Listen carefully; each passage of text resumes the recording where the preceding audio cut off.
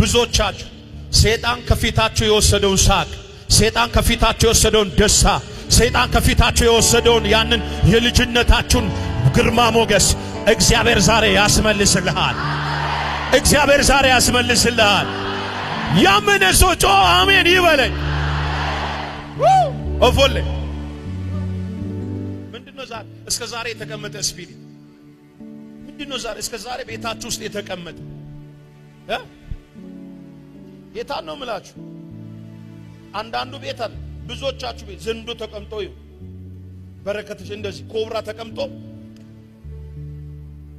ሰብስበ ለፍተ ደክመ ጥረ ነጭ ላብስ ያልብህ ላብ አውጥተ የሰራው በ15 ቀን ከእጅ መጥቶ ይበትናል። እውነት ውሸት? ይሄ አባቶቻችን ሲያመልኩት አያቶቻችን ሲያመልኩት የነበረው ቃልቻ የሰማይ ነው።